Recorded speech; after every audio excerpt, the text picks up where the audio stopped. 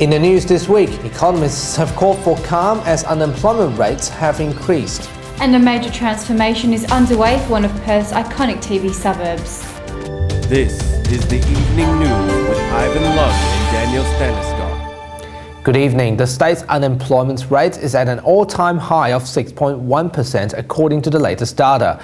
Despite the bad news, economists suggest we shouldn't be panicking. Cecilia Faustina reports. WA had experienced its highest unemployment rate at 6.4% in July 2015. The rate, however, fell again to 6.1% in August and September, with 300 full-time jobs and 1,800 part-time jobs lost last month. Western Australia now has an unemployment rate above that of Tasmania, yet our Premier is far more focused on his pet projects rather than creating West Australian jobs. Economists, however, think that WA is not the number one in unemployment rate and that it fluctuates from time to time. I don't think it makes much sense to blame the government or look to the government to take action because the government can't really do very much. This economy, the WA economy, is very largely captive to what goes on in the international resources market, particularly China. Professor Mulvey said the main cause of the rise was due to the decline in the mining and resource industries, which had caused falls in prices and also an increase in participation. He saw WA as headed more towards a construction and service future with the number of developments being created. Cecilia Faustina, WAMN News. For more than 50 years, Chewett Hill has been the home of television productions. A magnificent transformation is currently underway after the former Channel 7 studio was demolished. Nelson Liu has this special report.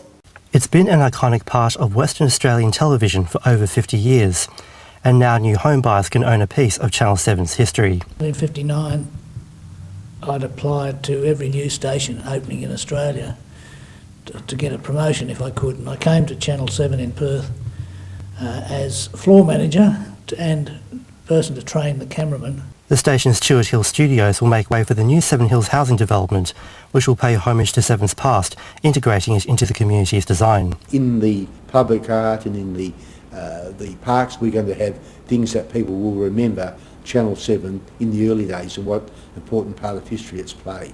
Included public artworks recognising the studio's accomplishments and street signs like Broadcast Drive acknowledging the television industry, while featuring single and double-storey houses from $338,000.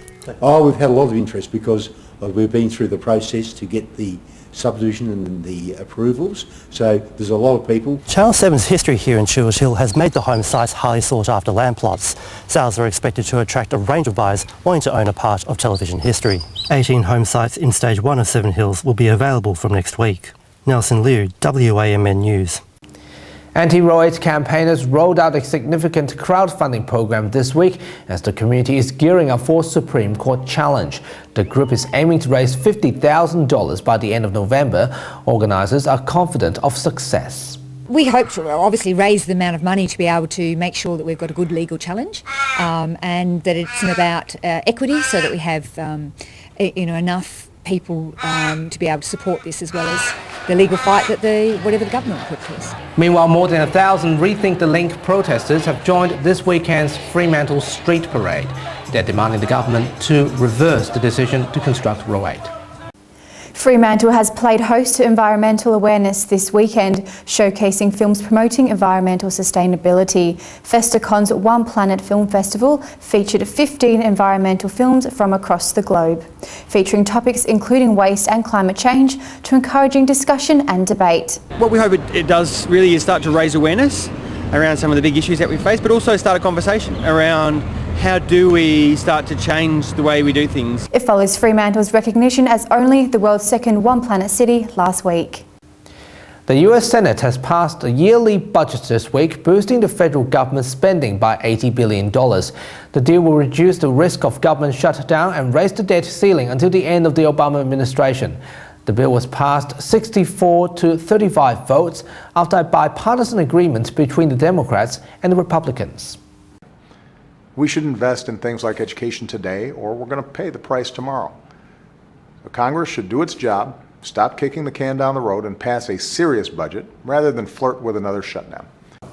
China has made a historic announcement during the 5th Plenum CCP meeting, ending the notorious one-child policy. The new policy will allow couples to have 2 children as the country struggles to support a rapidly ageing population. Earlier this month, experts in the country urged the government to relax the policy after it was introduced in 1978.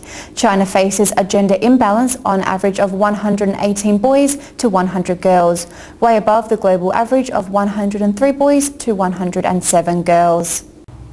Coming up this week on Newsnight, Blake Daniels caught up with Mel Everly from the Juvenile Diabetes Research Foundation to discuss type 1 diabetes and the JDRF's One Walk in Canberra, which Blake will be emceeing next month. Find the podcast online and listen to Yas FM's Newsnight every Thursday from 5 p.m.